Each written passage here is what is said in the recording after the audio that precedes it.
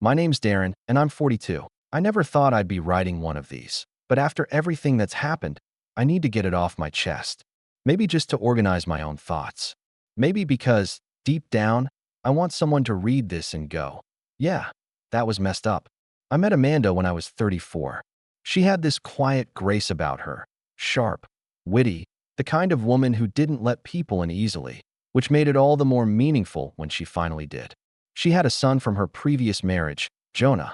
He was 14 when we met. Skinny, a little awkward, always glued to his phone, and polite in that sort of calculated way teenagers are when they're deciding whether or not you're worth their time. Amanda told me not to expect too much too soon. He's got walls, she said. Built him young. Fair enough. I wasn't trying to be his dad. I just wanted to be someone he could count on. I'd take him to his soccer practices when Amanda worked late, helped him build a model solar system for his science fair, even taught him how to drive when he turned 16. He wasn't overly affectionate, but he wasn't rude either. He'd mumble thanks and disappear into his room. Honestly, I thought we were okay. The real strain didn't start until Amanda's ex, Jonah's dad, started popping back into the picture. He'd been mostly absent for years. A couple birthday cards, the occasional promise to visit that always fell through. But around Jonah's junior year of high school, suddenly he was everywhere. At games, at parent-teacher meetings, at our front door on Saturday mornings. He had a new girlfriend, younger, loud, the type who laughs a little too hard at every joke. And Jonah thought he was the coolest thing since Bluetooth speakers. At first, I kept my mouth shut. I figured, okay, maybe the guy's finally stepping up. Maybe it's good for Jonah. But then the stories started trickling in. Jonah would come home talking about the new sneakers his dad got him, the video game console, the car stereo system, flashy stuff, surface-level love. Meanwhile, I was the one quietly paying for Jonah's tuition at the private school Amanda insisted on. Almost $18K a year, plus car insurance, phone bill, and the extra rent for the second bedroom we added so Jonah could have more space. I didn't complain. I believed in showing up, not showing off. But it was like none of that mattered. Amanda started defending her ex more often. He's trying, Darren. He's making an effort. I'd bite my tongue and nod. But each time Jonah would brag about another pair of designer sneakers while I was grinding away at work to keep our bills paid, something in me tightened a little more. Senior year hit like a storm. Jonah got into a decent college, not Ivy League or anything, but respectable. Amanda was ecstatic. She made a giant announcement on Facebook with a collage of Jonah's baby photos, senior portraits, and a heartfelt caption that began with, "To the man who shaped this boy into who he is," and she tagged her ex. Not a single mention of me. I stared at that post for 10 minutes. Just stared. I didn't say anything when she showed me the dinner reservation email for Jonah's graduation party. 42 guests at this swanky restaurant downtown. She had it all planned out, assigned seating, a slideshow, custom menus. I kept quiet. I even offered to help with the deposit. She hesitated and said, "Don't worry about it. His dad and I will split it." I should have known then. The graduation ceremony was held at the university's arena. Hot, crowded, a blur of robes and speeches. I sat next to Amanda and her parents. Jonah's dad sat on the other side, arms draped around his girlfriend like he was posing for a reality show promo. When Jonah's name was called, we all stood and clapped. I didn't expect anything special, just proud he'd made it through. Then came the part that still burns in my memory. Jonah got up to give a short speech. He'd been elected class rep or something. He looked sharp in his cap and gown, smiling that practiced smile he'd learned from his dad. He thanked his teachers, his classmates, his mom. Then he paused, turned to the audience, and said, "And a huge thank you to the man who really stepped up, who believed in me and never gave up. Mom's boyfriend, Greg." Everyone clapped. I didn't. I just sat there, stunned. Greg? The guy who'd only been around for what, a year? The one who bought Jonah a used motorcycle and called him champ, like they were in a bad sitcom? That Greg? Amanda put a hand on my knee and whispered, "Don't make a scene," like I was the one embarrassing her. I nodded slowly and forced a smile. I clapped, not for Jonah, but to keep my hands from shaking. After the ceremony, we all shuffled out into the bright sunlight, fake smiles and congratulatory hugs all around. Jonah was basking in it, taking selfies, cracking jokes, clearly on top of the world. Then he saw me, walked over with this smug little grin and a folded piece of paper in his hand. "Hey, Darren," he said, like we were co-workers who occasionally shared an elevator. "Mind grabbing the dinner bill?" He handed me the receipt. Just under 5 grand. 42 people, you know how it is. I took the receipt, looked at the total. $4,870. Plus tip. I glanced back at him. He stood there, arms crossed, waiting. Not a thank you. Not a trace of irony. I didn't say a word. Just walked over to the nearest trash bin, dropped the bill in, and kept walking. That's when everything changed. I didn't turn around. Not even when I heard him say, "Wait, what?" behind me. I just kept walking toward my car, the sound of my own heartbeat louder than the chatter of graduates and parents echoing in the parking lot. I wasn't angry in that explosive, yelling kind of way. No, it was deeper, colder. The kind of quiet where you finally realize you've been a supporting character in someone else's story, and the credits are rolling without your name. I drove home without the radio on. Amanda didn't call. Neither did Jonah. I half expected a text, something sarcastic, or maybe a guilt trip, but nothing came. I sat in the living room with a beer, still wearing my suit, staring at the framed photo on the mantel. Jonah, age 15, holding up his learner's permit. I was standing next to him, one hand on his shoulder. Amanda had taken it. Back then, I thought that moment mattered. By the time Amanda got home later that night, her heels clicking on the hardwood like a metronome of tension, I was ready. She stepped inside, took one look at me, and sighed. "You embarrassed him," she said, setting down her purse. I raised an eyebrow. By not paying for a dinner I wasn't invited to plan, for people I don't even know? "You made a scene," she snapped. "In front of my family. In front of his friends." I leaned back in the chair. "You mean the people who watched him thank your new boyfriend like I was invisible? I paid his tuition, Amanda. His rent. I gave up bonuses and vacations for that kid. And you stood there while he handed me a bill like I was his waiter." She crossed her arms. "It wasn't supposed to be a big deal. Greg said you'd probably cover it, since you've always." I stood. Not fast. Not loud. Just enough to make her stop talking. "Greg said." Her mouth opened and closed. She looked away. "That's what this is then?" I said, voice low. "You're with him now, and I'm the ghost who paid the bills." Amanda didn't answer. And that was answer enough. That night, I didn't sleep. I laid awake, going over every little moment I'd brushed off. Every time Jonah ignored a thank you. Every time Amanda said, "He's just a teenager," or "Don't take it personally." I thought about the job offer I'd turned down in Chicago because it would have meant moving. About the old car I kept driving because we couldn't afford a new one, even while I was footing Jonah's college prep courses. And I thought about the one thing they all forgot. The bank account I'd set up in Jonah's name. For years of deposits. Graduation gift. Emergency money. A college safety net. Nearly $28,000 sitting quietly, waiting for him to appreciate what it meant. I stared at the ceiling until morning, then got up, logged in, and closed the account. I didn't say a word to Amanda. Not about the money. Not about the new job I quietly accepted in Denver. I made plans in silence, sold my stake in the house back to Amanda's parents, canceled the automatic payments on Jonah's insurance, cleared out everything I'd left for us. A week later, Jonah called. Probably the first time he'd done so voluntarily in over a year. "Hey," he said.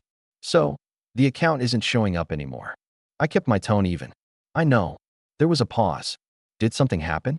"I was going to use that for my laptop, and—" "You'll have to ask Greg," I said. "He's the one who really stepped up, right?" He didn't reply right away. Then he said, "Look, I didn't mean anything. You meant exactly what you said, Jonah. And so did I." I hung up. No yelling. No threats.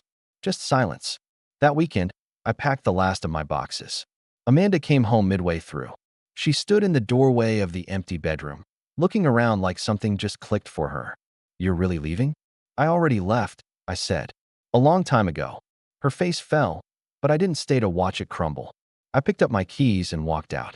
What they didn't know, what I hadn't told them, was that the Denver job came with housing, a raise, a fresh start, and with no dependents or extra tuition costs. I could actually breathe for the first time in years. No more secondhand appreciation. No more silent sacrifices. But I wasn't done. Not yet. See, before I left, I mailed something. A plain manila envelope. To Jonah. No note. No return address. Just a printed invoice. listing every payment I'd made over the last 4 years. Every rent check, every tuition transfer, every insurance premium. $84,672.17. Right at the bottom, I added one line. Not a debt, just a reminder of who didn't make the speech. And just when I thought that would be the end of it, the doorbell rang. Amanda was standing there, tears in her eyes. And beside her was Greg. That's when things got interesting. Greg looked out of place, standing awkwardly behind Amanda like he hadn't planned on coming but was too far in to back out. His hands were stuffed into the pockets of a blazer that was too tight in the shoulders, and he kept shifting his weight like the floor was too hot. Amanda, on the other hand, was composed, or at least pretending to be. She had her arms crossed tightly over her chest, and her eyes locked onto mine like I owed her something. I didn't invite them in, just leaned against the doorframe and waited. Amanda cleared her throat. Jonah's been upset. I raised an eyebrow. I'd imagined so. He didn't know, she said quickly, like the words had been rehearsed. He didn't know how much you were paying. He's just a kid. He's 18.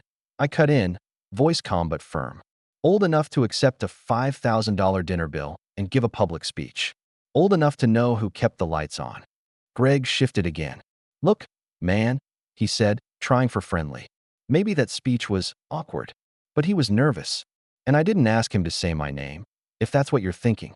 I let out a breath that might have been a laugh. I'm not thinking about you, Greg.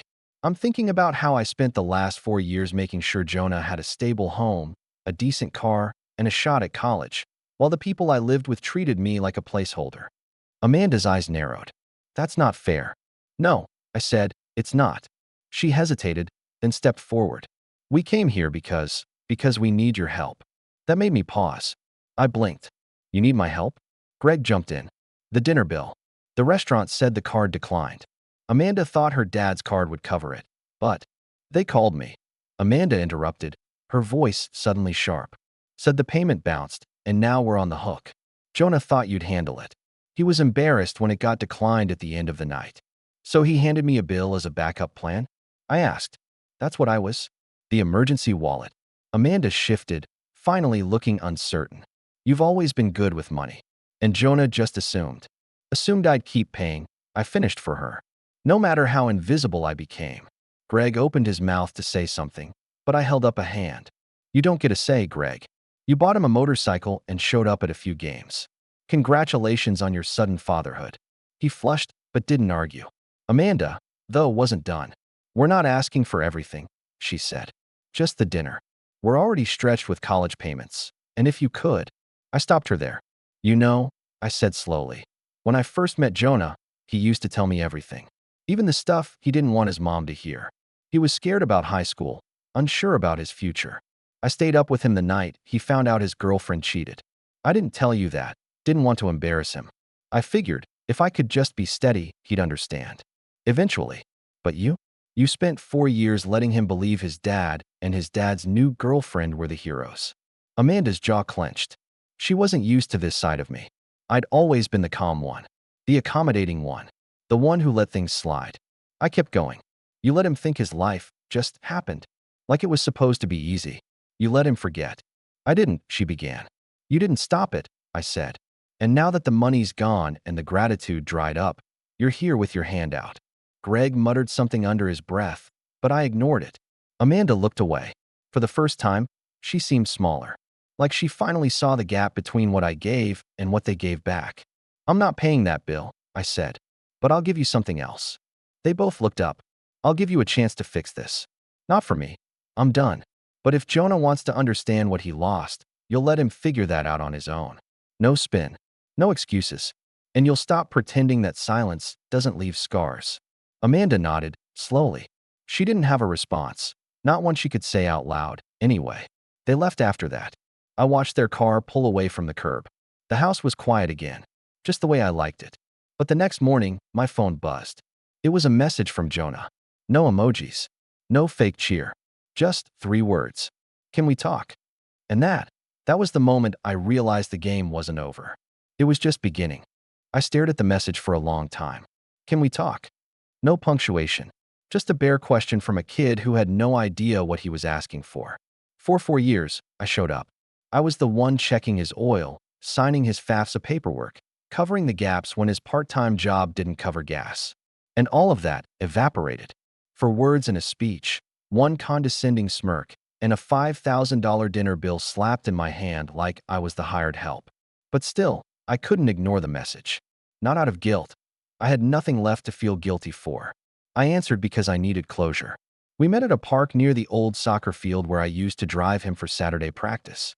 It was almost empty, just a few joggers and a couple with a stroller. Jonah was already sitting at the far bench, looking older than I remembered. He wasn't a kid anymore, but somehow he looked smaller. Like the confidence he wore on graduation day had worn off. "Hey," he said, standing awkwardly as I approached. I gave a nod. Didn't sit. Just waited. He hesitated, then motioned to the bench. "Can we just talk?" "I'm listening." He sat back down, picking at a loose thread on his jeans. "I didn't mean to disrespect you. At graduation, I didn't think. You thought enough to thank Greg." He winced. "I thought it would make Mom happy." "And what about me?" I asked. "Did you think about what it would feel like, watching you pretend I didn't exist?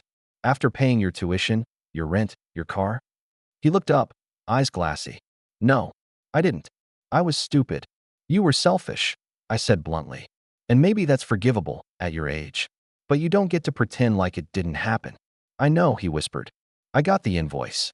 "Good," I said. "I wasn't asking for repayment. Just recognition. A moment where you understood what I gave up for you." There was a long silence. Then he finally said, "I do now." I raised an eyebrow. "Do you?" He nodded slowly. I looked through all my bank statements. All the tuition payments. Insurance. Rent. You covered stuff I didn't even realize. You never said no. You never even brought it up. "Because I didn't want to be a martyr," I said. "I wanted to believe that if I showed up, every day, in the little ways that mattered, you'd figure it out on your own." "I was blind," he said. "I thought my dad being around again meant something. I got caught up in the flash, the gifts, the praise, the motorcycle. But when the bill hit, he told me it wasn't his responsibility, that it was your role. Like you owed it to us." That made me pause. "Is that what you believe?" He shook his head quickly. "Not anymore. You didn't owe me anything. You gave me everything. And I threw it back in your face." I sat down finally. The bench creaked beneath us. "You know, Jonah, I didn't need a big speech. I didn't even care about the dinner. But when you handed me that receipt, after thanking another man for doing none of the work, it told me exactly how little you valued me." "I'm sorry," he said quietly. "I really am. I've been thinking about it every day. I see it all now, how easy it was to take you for granted." I didn't say anything for a while. Let him sit in the silence. Then finally, I said, "So what now?" He looked over at me. "I want to make it right. I don't know how, but I want to start over." I gave a slow nod. "Then you'll have to earn it. Not with money, not with words, but with time." He looked relieved. "I can do that." I stood. "Then do it. Don't send me texts every 6 months saying you miss me. Show up. Call. Be honest." "I will," he said. We shook hands. It wasn't warm. It wasn't father and son. But it was something. A beginning. Over the next few months, Jonah kept his word. He'd call on weekends. Ask about my job in Denver. Tell me how school was going. He even started sending postcards. Something small, but consistent. I never expected miracles. I didn't forgive everything overnight. But the effort mattered. Amanda, on the other hand, stayed silent. I didn't hear from her again. Not when I officially sold my share of the house. Not when I removed myself from the joint account we'd once used for household expenses, most of which, I now realized, had been mine alone. She never sent a thank you. Never apologized. I suppose she couldn't face the truth of what she'd let happen. Greg? He faded out like a bad commercial. Jonah told me one day, almost casually, that Greg had broken up with Amanda after a fight about boundaries. I didn't ask for details. I didn't care. That part of my life was over. Then, around Christmas, I got a letter. Handwritten. From Jonah. Inside was a photo, the one from the graduation stage. Me, in the background, blurry, half cropped out, clapping. He'd written on the back, "You were there. I just didn't see you. I do now. Merry Christmas. Jay." I put the photo on my desk. Not because I needed the reminder, but because sometimes the long game is about patience, not payback. About letting people fall apart just enough to want to rebuild, and watching them choose whether they do it right this time. Did Jonah ever repay the money? No, but he repaid the debt in something more valuable: humility, ownership, time. And for me, that was enough. Because revenge isn't always about taking something back. Sometimes, it's about walking away from a table that never saw your value and watching them scramble when the check finally lands. I still have the original invoice, framed, not as a threat, as a receipt for everything I gave and everything I'll never give again.